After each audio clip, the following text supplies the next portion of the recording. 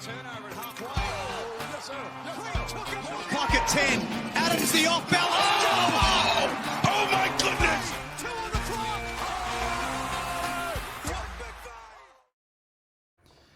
Alrighty guys, and welcome back to the Basketball Fix podcast. Now on today's episode, we are going to be continuing on with our NBL Free Agency Fix. Now this is day 3 of the NBL Free Agency Fix, and I thought today we could continue talking about the bone-dragging and sort of agonising NBL Grand Final series in which has been going on over the last couple of days, or we can continue on the momentum and continue talking about the biggest topics in NBL free agency world. And I thought there's no one better than my man to my right of the screen, Mr. Jeremy Darke, my fellow co-host on Beyond the Buzzer and co-founder as well of the Basketball Fix, mate. How are you, and how excited are you for the NBL free agency period?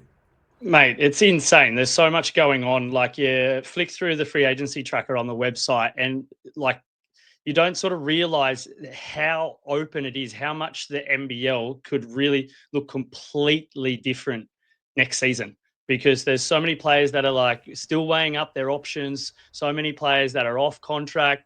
And then all these rumors, obviously the rumor mill is spinning at a very, very high pace. It's like you got 3 hamsters in that wheel and it's just turning, and people are just passengers getting swung around. Like, it's wild. And I'm just waiting for some of these deals to start closing, because it feels like everything's just churning, but it's got to crack soon. And some of these big names that we're going to talk about today need to get signed, need to get locked in, or need to get thrown in the trash. Yeah. Yeah, it's going to be so interesting, mate. Like, obviously, we've had, I think, the biggest move so far has obviously been Christian Doolittle. I've already broken down that deal and what that means to the Perth Wildcats. And that's the first domino in terms of, like, the big players in the NBL. He's definitely a top 10 to 15 player in the league. And, he's going to continue to get better as the seasons go on. And he continues to develop and grow into his own body and, obviously, skill frame and everything like that. But before we get into today's episode, make sure you go and check out, like Jez said there, obviously, the free agency tracker at the Basketball Fix website, www.thebasketballfix.com. Like Jez said, there's rumors, there's every team's contracted players, there's off-contracted players, there is everything you could possibly want and need in terms of, obviously, everything going on in the NBL free agency period. Go and check out the Basketball Fix website. But, mate, we've spoken about so far on this series, obviously, like I mentioned, the Christian Doolittle, the Keanu Pinder, and the Josh Bannon sort of talk there in day number 1. Day 2 was based around the New Zealand Breakers and potentially the moves of Parker Jackson Cartwright to the Brisbane Bullets and Matt Mooney not returning and a couple other things as well. So make sure, if you are interested, go check those 2 episodes out. And like I said in yesterday's show as well, these will be coming out from Monday to Friday with some special guests, and we're breaking down all the teams as well over this period. But I thought, if I'm bringing the main man on, we better talk the top 5. And the big 5, I think, when it comes down to the NBL free agency. And when I decided the big 5, in my eyes, there are 3 guys in which we'll speak about who played in the NBL last year that are imports. There is also 1 guy who is a local and still currently playing in the NBL Grand Final Series. And the last one is a guy who may return to the NBL, who was a pretty good player back in the day. But let's get into the first one, mate. Mr. Kendrick Davis. Now, we've titled this, Will the Harassment Pay Off? Obviously, the Adelaide 36ers GM is currently over there in China, basically harassing the fuck out of Kendrick Davis, for a lack of a better word, trying to get him to sign back for NBL 26 for the Adelaide 36ers. Now, a couple of things here, Jez, that I want to quickly, I guess, recap and sort of speak about. The guy had an MVP caliber season last year. He made them one of the toughest teams to play from time to time. He's a genuine superstar. That's on the court. And that's where obviously we'll start. But the off-the-court stuff is also where it gets a little bit tricky. There are rumors and everything's starting to come out here and there in drips and drabs that he was the player who punched Mike Wells during that, what do we call it? Historic training session, essentially. We'll call it that, where he punched Mike Wells, and their relationship has been quite brittle. And I guess the first question I pose to you before you go on your little bit of a tangent about Kendrick Davis and would you like to see him back at Adelaide 36ers, do you see him returning and Mike Wells returning come NBL 26, or is it the case of it's one or the other? Yeah, that's a tough question to answer. I think in a perfect world for the Adelaide 36ers, they want both of them there. We don't really sort of know the level of dysfunction between those two guys? Was it a punch?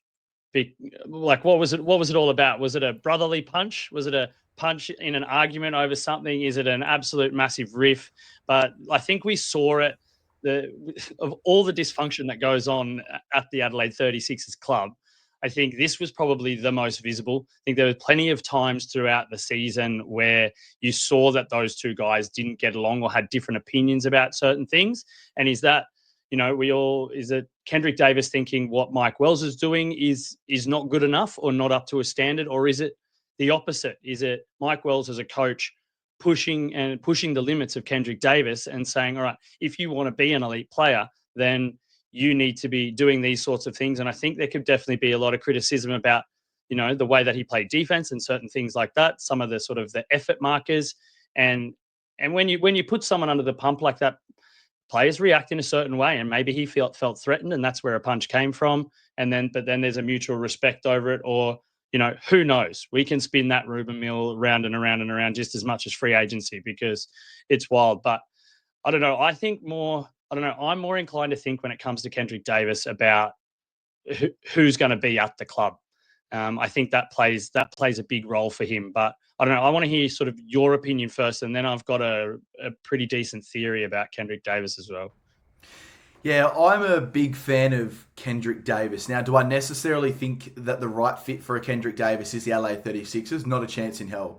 And it's a tough one because I think they're an organisation in which can afford him going forward and with a decent contract. We know that they aren't one of, these Cairns Taipans sort of moulded teams where there's a lack of, I guess, money, because they are one of the most supported teams in the NBL. They sell out home games every single year and they do a really good job at it. Now, I don't currently think that the roster constructed the way it is that we may see him again. Like, I don't think him and Dejan Vasiljevic work well together. And it might seem funny to say that, but when you look at, sort of, I guess, them on the court, they both need the ball in their hands. I think Dejan Vasiljevic has got this stuck in his head, and I've been critical about him in the past, but he's got it stuck in his head that he's the star player. And that takes away, I guess, from his game when Kendrick Davis has got the ball in his hand for 85% of the game when he's on the court, and Dejan Vasiljevic is basically, a stand-up shooter in the corner or coming off of a high pick and roll or a high pick to be able to have an open three-point shot. So he's basically turning himself into more of a spot-up shooter than a guy who brings the ball up the court and then obviously create for himself and get some open shots. So I'm not sure if that's the best fit for a Kendrick Davis. And I understand your points, obviously, when you talk about, the relationship between Kendrick Davis and Mike Wells and that old school style coaching. But we've got to remember times have changed. Mike Wells was talking about, the relationship and, I guess, coaching against a guy like Michael Jordan in the NBA back in the day. Well, I'm sorry to say, but Michael's been retired now for nearly the better part of 20 years. And the game has completely shifted from that moment, and players have shifted from that moment as well. We live in an empowered sport world where it's run by athletes. And if you can't keep athletes happy, I'm sorry, it's very hard to keep a job in any sporting league around the world.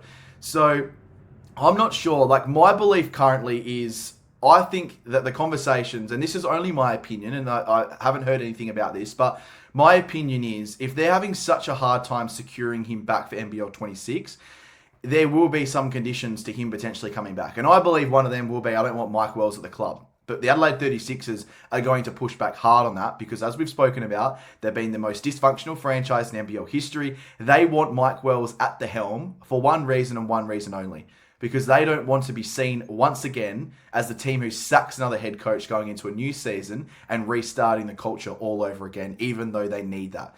So, I don't know, mate. Like, I'm of the belief I'd love to see him back in the NBL, but I don't think I'd like to see him back at the Adelaide 36ers, mate.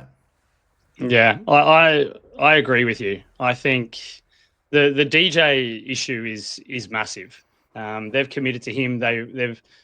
Adelaide have done, if it's the right player or not, they've done the right thing by trying to commit to a star Australian player.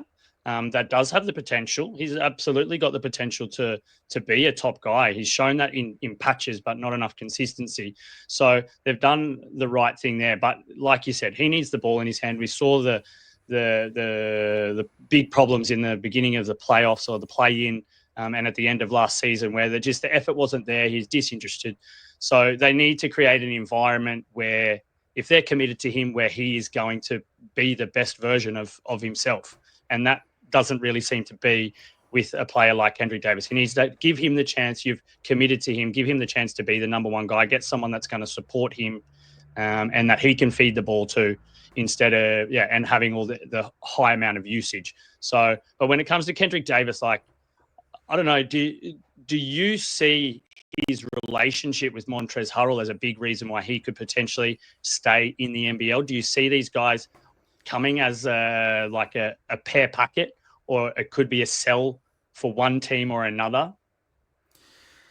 I don't know if this is tough to say, but I feel like Kendrick Davis is a bit of in a way, like a bit of a selfish individual, because it's hard to explain it in a certain way, but like, when I say that, I mean, I think that he wants to have success and he wants to have like the sort of career that Bryce Cotton's had. And I see obviously that relationship that they're forming. And I think he wants to be the guy who leads a team from the ruins essentially to an NBL championship. And he's the number one guy and he's the guy scoring 30 points per game and everything like that. And Kendrick Davis or Harrell? Kendrick Davis. I think he wants to be the big fish, and you're never going to be the big fish in the NBL when you're playing with a guy like Montrezl Harrell, who is a big fish in a small pond. So I'm not sure from that perspective if they will continue to play together, but do they look like they have fun together when they're playing? 100%. I think this combination can be one of the most fiercest combinations that we've seen in the NBL in a long time. Like, these two guys are hotheads for sure, but goddamn, they can play basketball. You know, they averaged nearly 50 points together as a duo. Yeah. They averaged over 12 rebounds as a duo, and obviously 12 assists as well. Now, obviously, Montrez led the rebounds, and obviously Davis led the assists. But as a combination, these two guys are one of the best duos in recent NBL history. So I'd love to see them on the same team.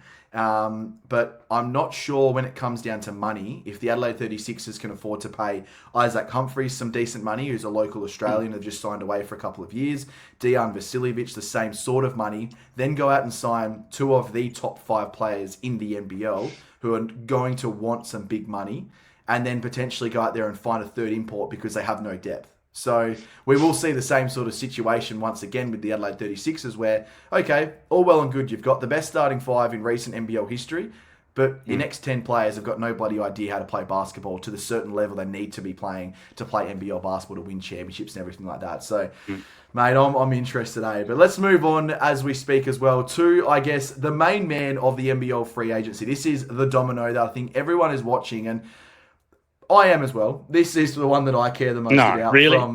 This is the one. You wouldn't know it. You wouldn't read about it. But this is the one I care the most of. On my left. But the big $1 million question, does Cotton stay or does Cotton go? I want to hear your thoughts first, Jez, because there's a lot of thoughts for me in this particular topic, mate. Yeah, like, I'm throwing all the basketball away when it comes to Bryce Cotton. I'm throwing, for me personally, hearing the small snippets in interviews when obviously everybody's been asking him for the last probably couple of months. There's always this one line that's usually pretty standard that you don't really ever listen to in reality, because you know how athletes and driven sports people are.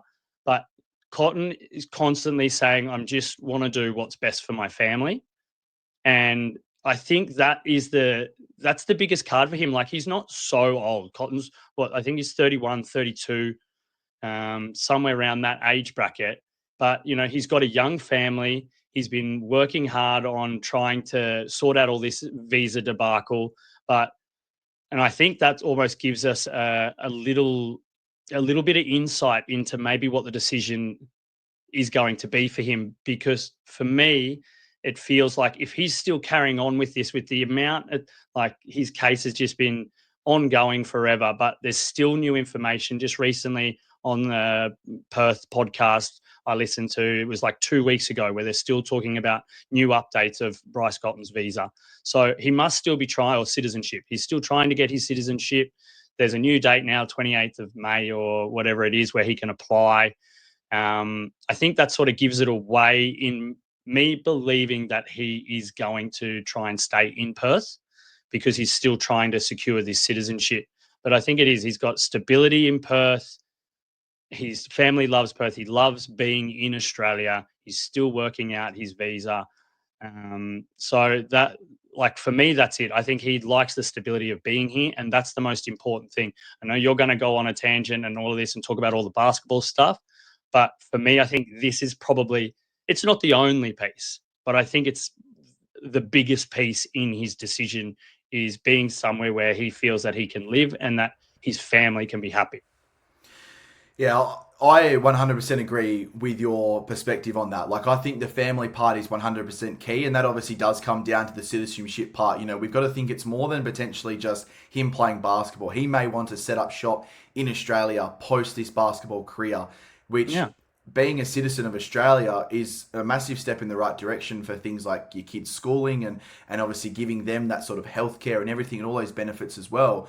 And it's a massive step in the right direction for, like you're saying, that sort of family sort of culture in which he's trying to build. Because I'm not sure that he wants to pick up and move to Japan or full time. Like, I'm not just speaking the off season like he's in Puerto Rico, where not necessarily his family may be over there with him. I'm not sure what the situation and circumstances are, but I'm not sure he wants to pick up and essentially restart his life. He's been at the Wildcats since 2017.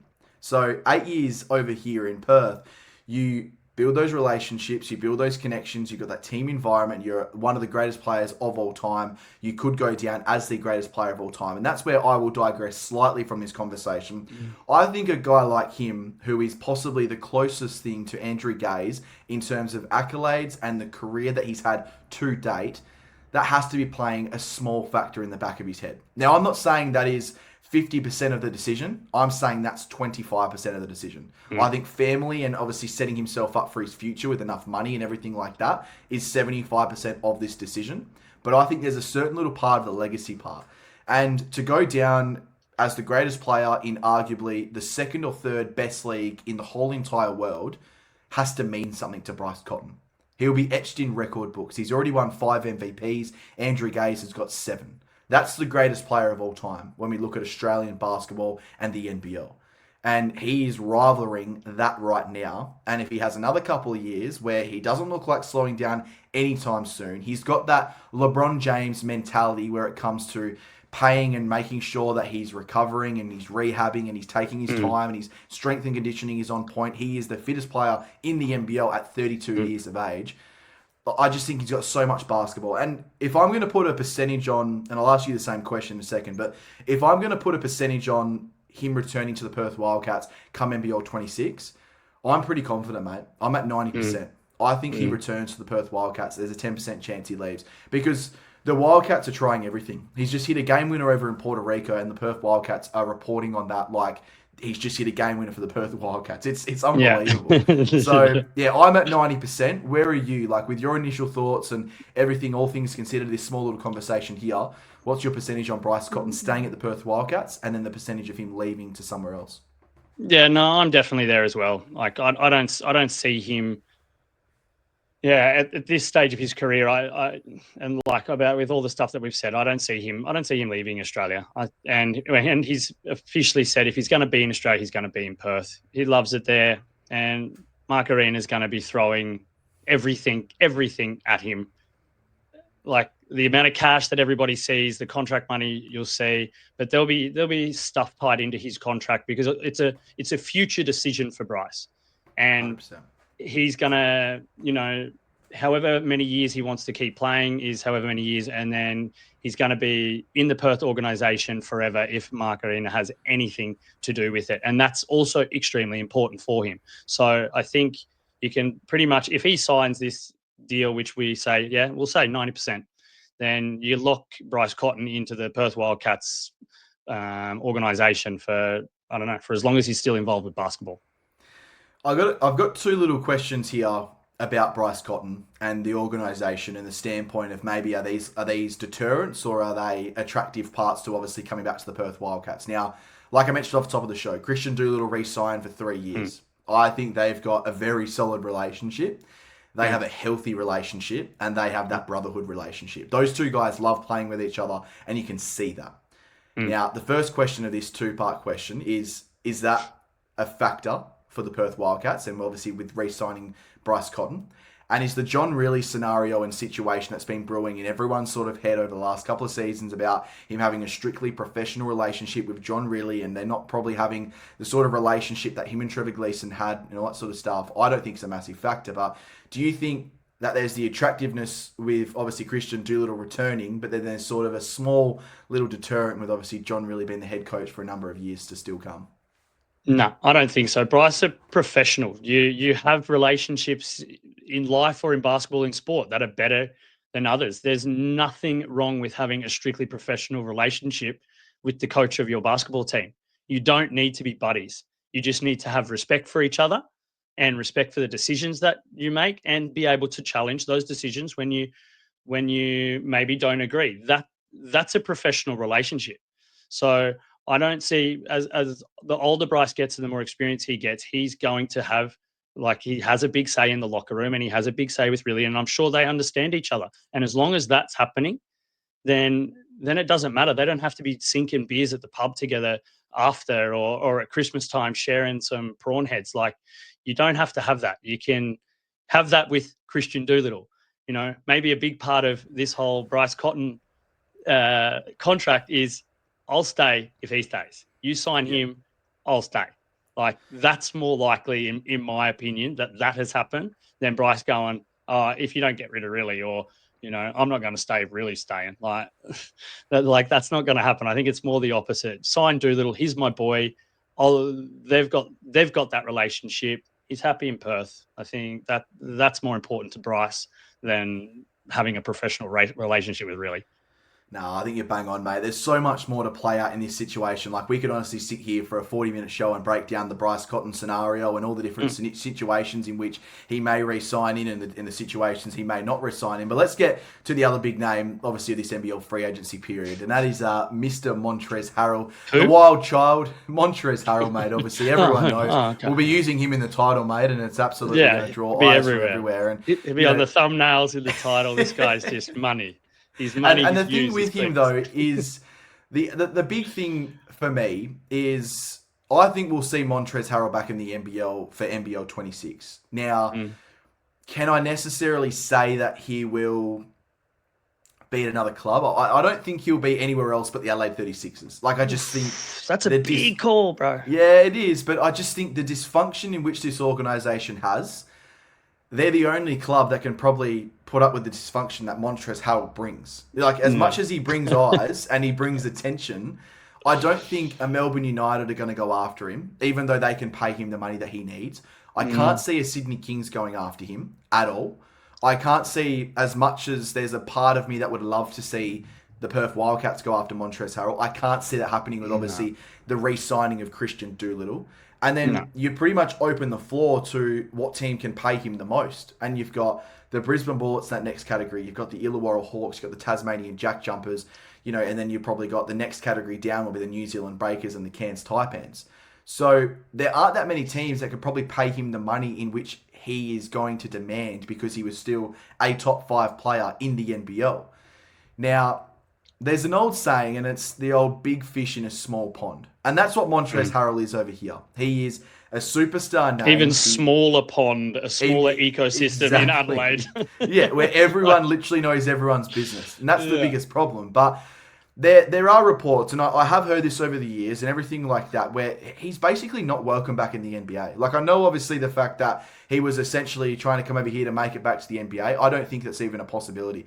The damaged relationships he has in the NBA, the damaged relationships with both players, coaches, and organizations, it's never going to be repaired. And we know what American sports are like. It's a very old school mentality where if you do me wrong, I will do you wrong for the rest of your life. And that's what the NBA has always been like. And you look at the NFL, it's on steroids. You know, like, it's just ridiculous. So we'll leave that in the past. But I don't think in any circumstance he will be in the NBA come the rest of his career.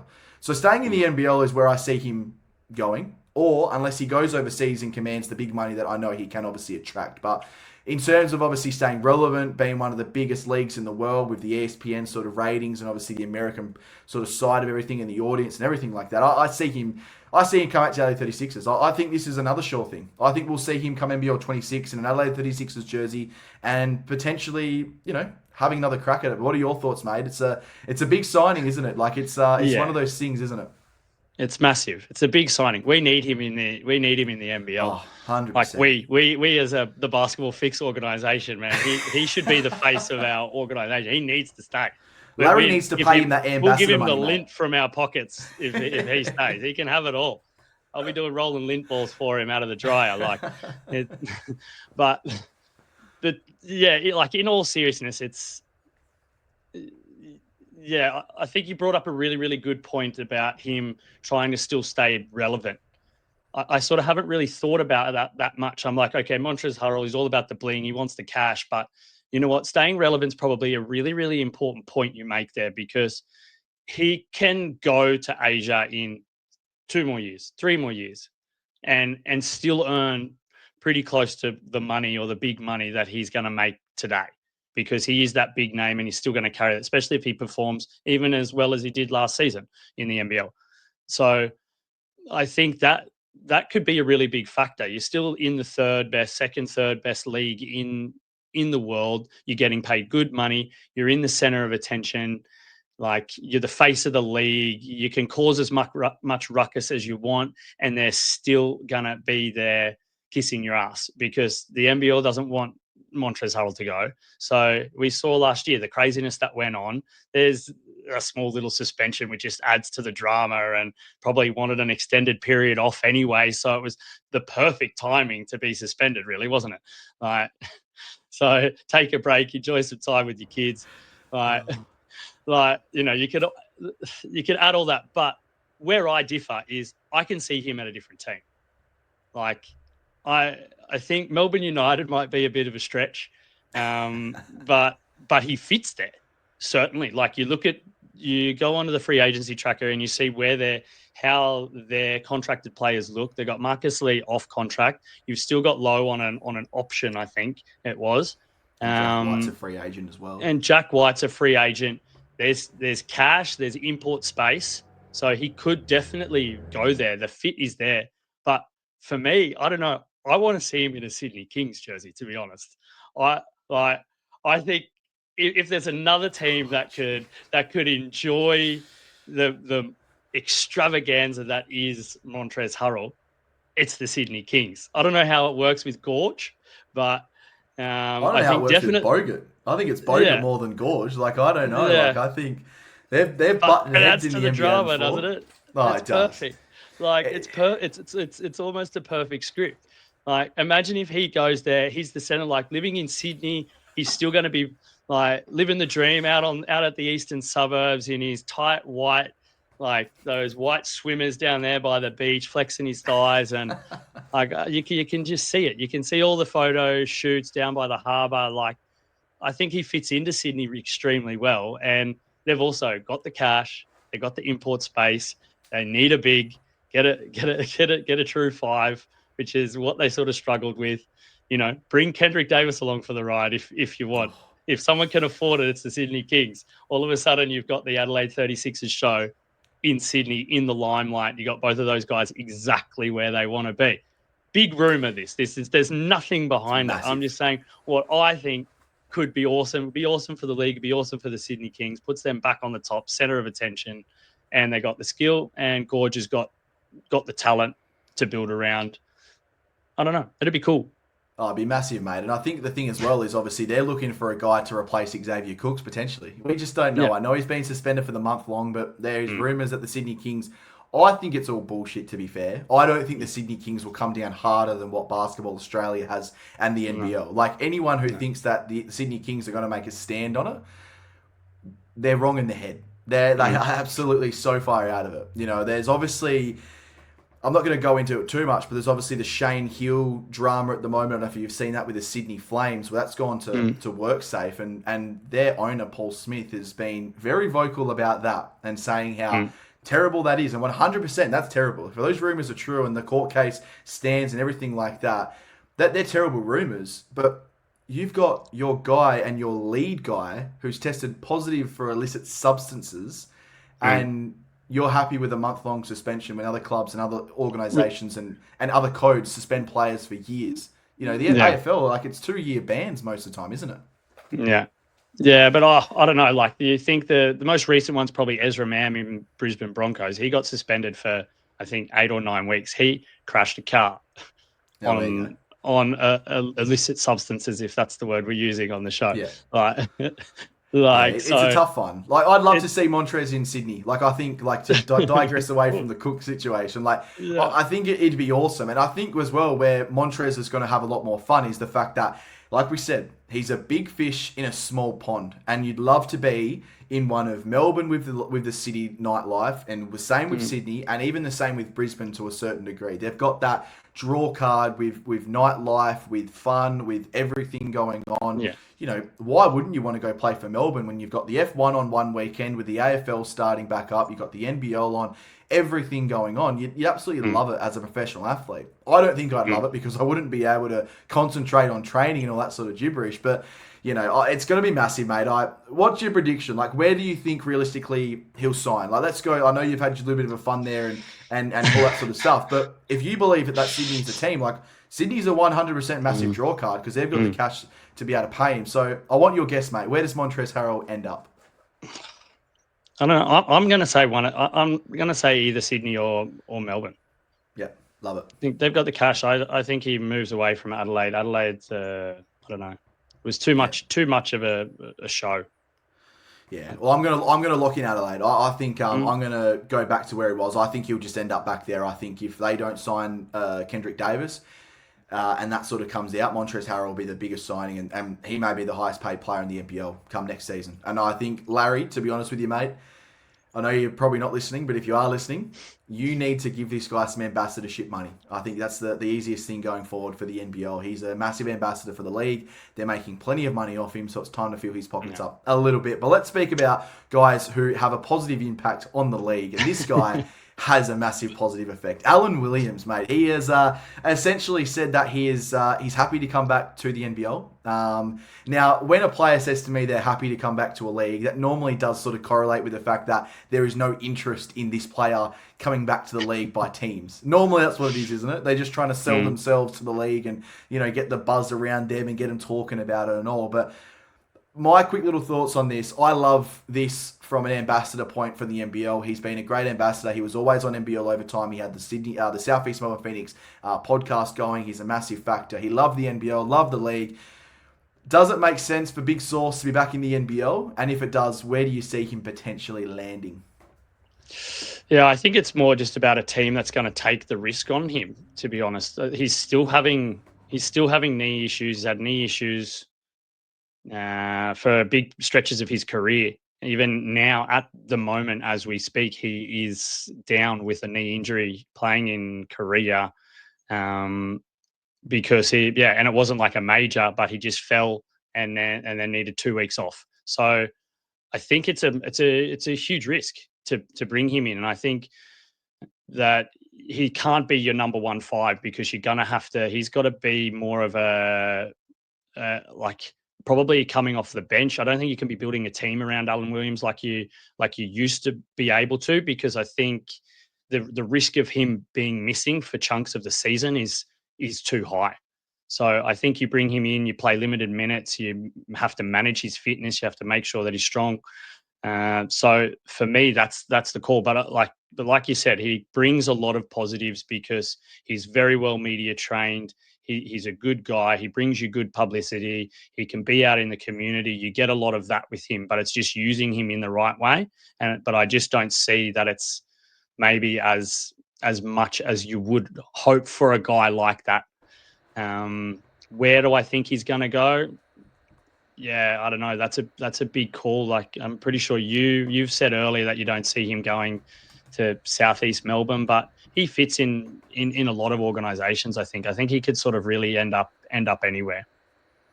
Yeah, the only reason I don't say that he'll end up back at Southeast Melbourne is purely based on the fact that a lot of the people who made that decision to not bring him back for NBL 24, I believe it was off the top of my head, was the fact of obviously, you know, the knee injury. So I can't see the same guys saying no being the same people who bring him back for NBL 25, NBL 26, sorry. So He's a genuine baller, though. Like, you look at his last stats in the NBL, 16 and 11. Like, you don't get that too often from a player. So, I agree with you. And it's that in career at the moment, too, I saw. Like, just to add before you go on, he's still pushing double-double numbers. 100%. So. The numbers-wise are 100% there. And you raise good points about he can't be the number one guy. And I don't think at this point of his career he's looking to be the number one guy, because with that comes a lot of pressure as well. And I think he's just happy being that sort of second or third option. And when I look around the league, there's obviously a couple of teams in which I'd love to see him at. Now, you've got Melbourne and Southeast Melbourne, because there is that Melbourne connection. And like I said, I can't see Southeast Melbourne being there, but he loves Melbourne. He's spoken about it so many times, like on his podcast, on social media, everything. Like, he just loves being in Melbourne. So they're the two teams that stand out to me the most clear. But a couple of the teams in which I'm a bit more interested in, that just could be some teams that maybe look at him as a potential suitor if they can get him at the right price. The Illawarra Hawks are one that I think can be a bit of a chance. If you look at this final series right now, I think they're missing that extra size to go with Sam Froling. They need a genuine 5-man to take a bit of pressure off Froling to be able to just play as a natural 4, which he basically is. I also think the Adelaide 36ers, depending on how obviously all the Montrezl Harrell situation goes down and everything like that, once again, you bring a big name, a big personality, and a good player over to the Adelaide 36ers organisation. And I think you get some good results as well without the bad publicity that obviously a Montrezl Harrell brings to the league and the team as well in certain categories. Now, the last one's the one that's most interesting to me, and I don't think it will happen because of the injury history, but the Perth Wildcats are a team in which I'm still going to keep my eye on slightly. They nearly signed him 3.5 years ago before they decided to bring on Tayshaun Thomas as that third import to go along with, I think it was Bryce Cotton, and I can't remember the names escape the top of my head, but they nearly had Alan Williams, and it was a physical in which they didn't bring him on, is the rumour and everything like that. And at the time, the Perth Wildcats looked like dickheads. They had egg on their face. They looked like absolute spuds, because he played quite a big season. That first season in the NBL was a potential all NBL first teamer, and everything like that. He was an MVP caliber player. Obviously had some injuries along the way, but he was still an absolute stud to go along with a guy like Bryce Cotton. So they're the 5 teams I'd be keeping a little bit of an eye on. And I think you're bang on though. Like you mentioned, he's not a first guy. He's a second or third option. And I think the biggest part of it all from an Alan Williams perspective is the ambassadorship, in which I think the NBL's craving. You need these big names with big reach, with a big social media following, to be able to continue to grow the league. And maybe not necessarily, he's not going to command $600,000, $700,000 a year. You may be able to get him for $500,000, $600,000. I don't know what the ballpark is on his cash weight, but let's just say it's $500,000, and the NBL pays him $150,000 to be an ambassador and work in the media team, like we saw with Mitch Creek in the later stages of his NBL career. I think it works. I think it'd be a great fit, and I'd love to see Big Sauce back in the league, mate. But have you got any final thoughts on old Big Sauce Williams? Yeah, well, I don't know. Like, just when you're sort of listing these teams, like I could also see him at Tasmania. Could also be a good fit, and then you could even throw it to the opposite end of the East Coast, and could also be there as a good name for the Cairns Taipans. Yeah, they might not have the cash, but you don't sort of know where he's at the moment. If he's fishing for a contract in Australia, there's no place that fishes better than up in Cairns. So, I don't think there's a bad team. He fits for him. everywhere. He fits everywhere. Yeah. Like he'd be perfect as that, like you said, that sort of second big, come in, play a little bit physical, doesn't have to play 30 minutes a game. He's a fit everywhere, but he's most importantly, I think we've come to the conclusion that he's a fit for the NBL. 100%. He's a fit for the NBL, and he's just a great guy to have around. I think is the other great thing to go along with Alan Williams. Now, the last player we'll touch on is the guy who is obviously in the NBL finals right now, and it's a bit of an interesting one, and I think it's one that we have to have a slight little conversation about. Now, obviously, Sam Froling is out of contract this season. He's going to demand some big money, because at his best, he's an incredible NBL player, and I feel like if he has the right team around him, he's only going to improve as the years go on. Now, do I think that he can hit his peaks with the current construction of the Illawarra Hawks roster? No. Like I just mentioned off the top with Alan Williams, he needs that genuine 5-man next to him to take off some of the load and pressure that comes with obviously playing that hybrid 4-5. Because I don't think Froling is a genuine centre, but he is a genuine 4-man. So, mate, it seems to be that there's some interest, obviously, from the Sydney Kings, which is the downtown sort of team there as well, and the rival of the Illawarra Hawks, and obviously Melbourne United Can you see Sam Froling potentially playing at another club in NBL 26? Like, in all honesty, I think we go to the 90% of, I think he stays at the Illawarra Hawks. I think the success that they're having there at the moment, and it plays a really big role. Can they get somebody that maybe can play that more physical role that Sam maybe doesn't do? Absolutely. Illawarra, especially either winning the championship or coming second, they've got a lot that's attractive about playing in Illawarra. So I think if they want to protect him or try and get the most out of him, and they believe that that's what he needs, then they can go out and find somebody that can be that support for him. If there's another club that he could possibly go to, I don't think he travels much further than Sydney. I think his roots there being, on like the East Coast, I think play a really, really big part of his decision.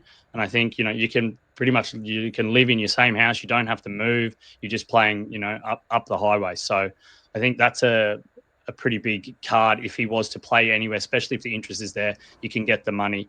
But I don't know. It's just sort of how much money. I think the big question for me with Sam is how much money are teams going to pay for him? It's like you said, he hasn't reached that elite level. He's good. He's a good, great local player. And like you said, in the 4-5, but he's not at that sort of elite money level maybe just yet. He's been just maybe a little bit too inconsistent. You see him disappear in patches of games or in stretches in a season where you're just like, okay, he hasn't really been involved. He doesn't command dominance and maybe as much as some of these elite players do. So how much money he's going to get mightn't differ so much from what he could get in Illawarra, what he could get, from, say, Sydney or Melbourne, if you compare it to the lifestyle changes you might have to make.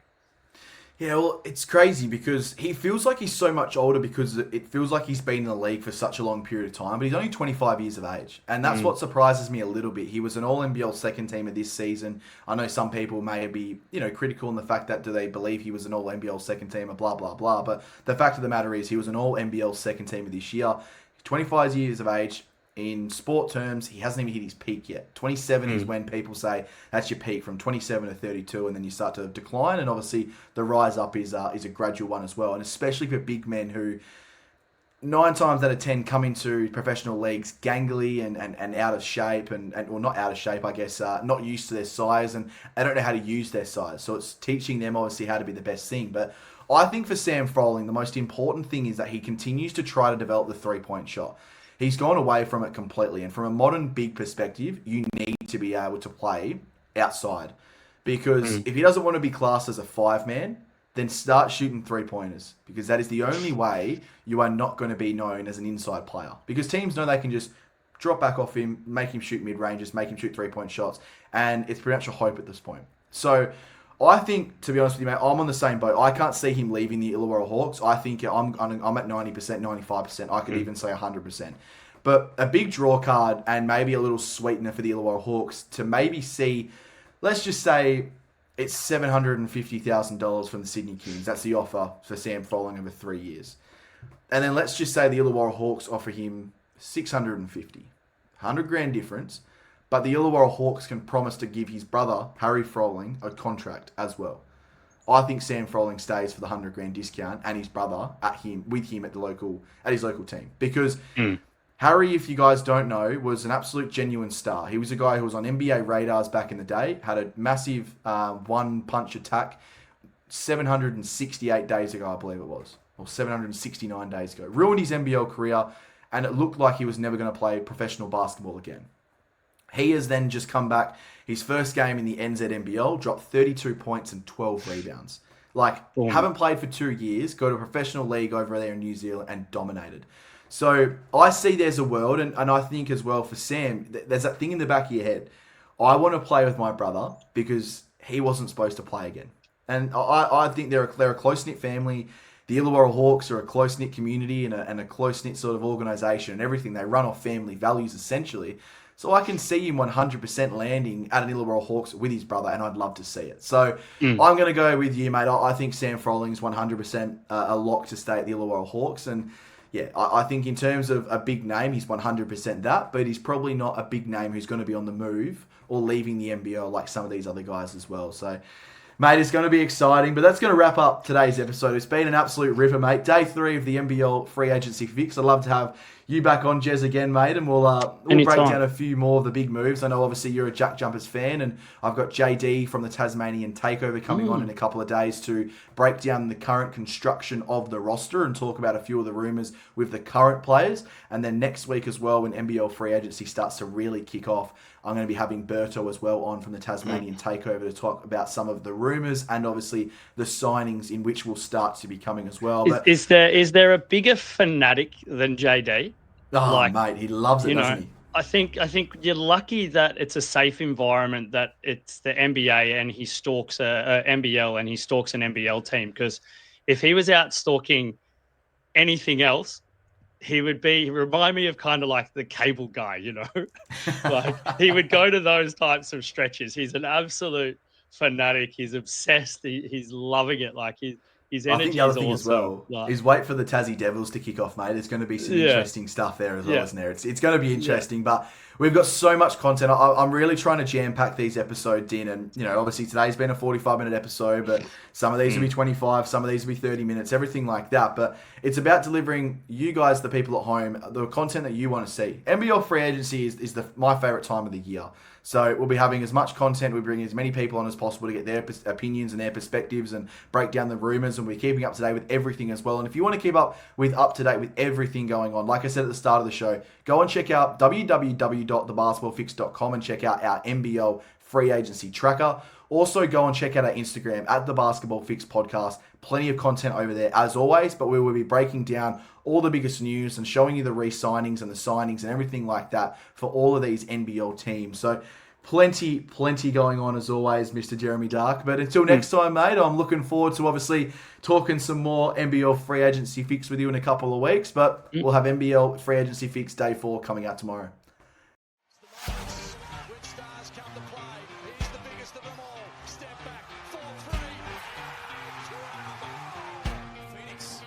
Turnover at halfway. Oh, yes, sir. Yes, sir. Clock at 10. Adams the off balance. Oh!